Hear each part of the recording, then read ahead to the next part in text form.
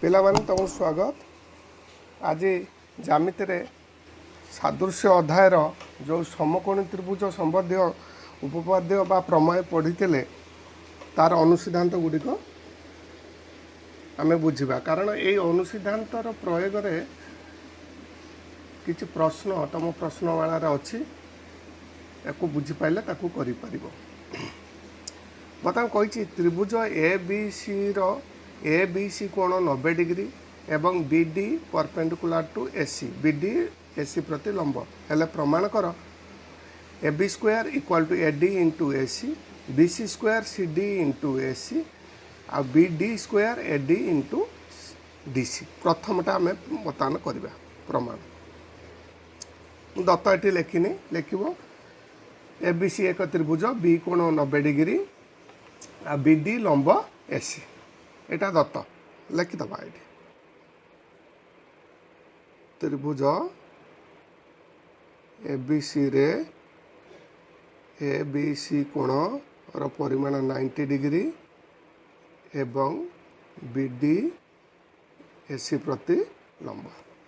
प्रथम प्रमाण करवा ए बी स्क्वायर अच्छे देख प्रथम प्रमाण हूँ A B square equal to A D into A C ताने ए बी मूलटा धर ए बी स्क्वायर दीटा ए बी अच्छी ताने कौ त्रिभुज नवा ए डी सी त्रिभुज आउ ए बी सी त्रिभुज या पूर्व तुम प्रमाण करिच कौन तुम प्रमाण करिच ना एता लंब हेले शीर्ष एक समकोण शीर्ष कोण कर्णपति अंकित लंब जो दुईटा त्रिभुज करे ता मूल त्रिभुज सह सदृश तथापि ये आम टे आउ थे करदे ए बी डी त्रिभुज और ए बी सी त्रिभुज द्वय कौन अच्छी देख ए कोणटा है साधारण नुह कि साधारण कोण आउ ए डी बी कोण ए बी सी कोण परस्पर सामान कहीं 90 डिग्री दीटा कोण सामान हेले त्रिभुजद्वय सदृश अतएव त्रिभुज ए बी डी सदृश त्रिभुज ए बी सी को सादृश्यता हेले कौन हम अनुरूप बाहु मान त्रिभुज द्वयर अनुरूप बाहु मानकर अनुपात समान बर्तमान अनुरूप बाहु के चिन्हवा अनुरूप बाहु किमी चिन्हवा जो कोण गुड़िक परस्पर सामान है तांकर सम्मुखीन बाहु को कहवा अनुरूप कोण अनुरूप कोण मानकर अनुपात परस्पर समान ए डी बी त्रिभुज रे डी कोण डी कोण क्या सहित सामान ना ए बी सी त्रिभुज बी कोण सहित सामान तेणु डी कोण सम्मुखीन बाहु किए that implies A B D कोण क्या सहित सामान बी कोण सम्मुखीन बाहु किए बड़ त्रिभुज ए सी है पुणी से त्रिभुज को आस ए डी बी ए कोणटा साधारण कोण अच्छे यार सम्मुखीन बाहु किए बी डी हाँ लेख बी डी बड़ त्रिभुज ए कोण तार सम्मुखीन बाहु है बी सी गला रेस्ट कोण किए रहा यही त्रिभुज रेस्ट कोण किए ए कोण चलीगला कोण आई कोण टी रहा यही कोण सम्मुखीन बाहु किए ए डी अच्छा यही त्रिभुज रास बड़ त्रिभुज रास अवशिष्ट कोण किए गला ए कोण चली ए कोण चली सी कोण सम्मुखीन बाहु है A B clear that implies A B by A C नियो यहीटा को नवा कहीं ए बी स्क्वायर दरकार A D by A B ताने कौन है एक वज्र गुणन कर दियो A B square A D into A C proved हो गला कि नहीं प्रमाणित सेमती सेकेंड बिटा को जीवा सेकेंड बिटा को लक्ष्य कर बी सी स्क्वायर अच्छे बी सी टा हूँ दी थर अच्छे तान दी थर अच्छे माने कौ त्रिभुज नवा बी डी सी त्रिभुज आउ ए बी सी त्रिभुज ना बी सी बाहु दी थर आसो ठीक अच्छे से आइडिया नहीं कर बी डी सी त्रिभुज ओ ए बी सी त्रिभुज द्वय मध्य कौन कौन देख डी कोण बी डी सी कोण परिमाण ए बी सी कोणर परिमाण सहित समान 90 डिग्री आ सी कोणटा हला साधारण कोण बुझी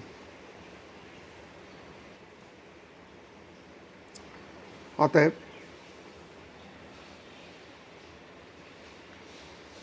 त्रिभुज बी डी सी सदृश त्रिभुज ए बी सी को सादृश्यता है त्रिभुज द्वय सदृश हेले कौन हम से अनुरूप बाहु मानकर अनुपात समान अनुरूप बाहु चिन्हवा मुझे डी कोण नहीं बी डी सी त्रिभुज डी कोण सम्मुखीन बाहु बी सी डी कोण क्या सहित सामान ना बी कोण पूरा बी कोण ए बी सी त्रिभुज बी कोण सम्मुखीन बाहु ए सी तेणु कौन लिखा बी सी बाई ए सी पुनश्च सी कोणटा मु साधारण कोण नहीं सी कोणर सम्मुखीन बाहु किए बी डी सी त्रिभुज बी डी लिखिली बी डी अच्छा बड़ त्रिभुज सी कोण कमन कोण अच्छे सी कोण सम्मुखीन बाहु A B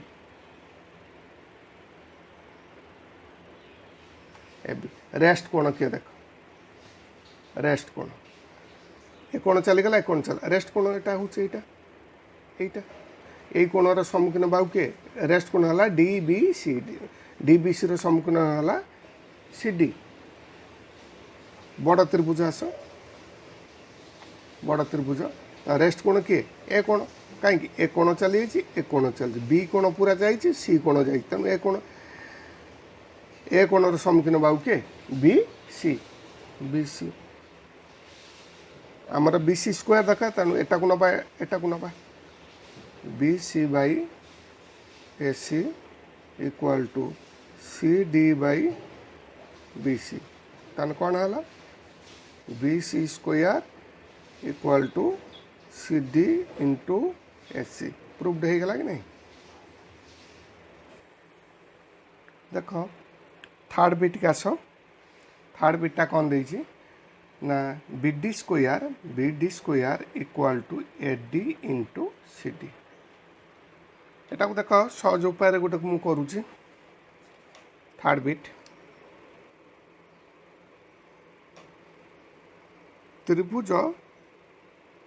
B D C रे बी डी सी रे गोटे पाइथागोरस उपपाद्य आगुरी तुम पढ़ी आस पाइथागोरस उपपाद्य को तुम जाओ कौन कौन जान कर्णर वर्ग इक्वाल टू अन्य दुई बाहुर वर्गर समष्टि सहित समान तेणु ये कर्ण के बी सी तेणु B C square equal to B D square plus C D square आमर दरकार कौन बी डी आमर दरकार बी डी स्क्वायर ये आस B D square equal to B C square minus C D square एटा 1 धर दियो पुणी त्रिभुज ए डी बी रे त्रिभुज ए डी बी रे ए डी बी रे कर्ण कि ए बी तेणु मुझे लिखी A B square equal to B D square plus A D square आमर दरकार कौन बी डी स्क्वायर को रख A B square minus A D square 2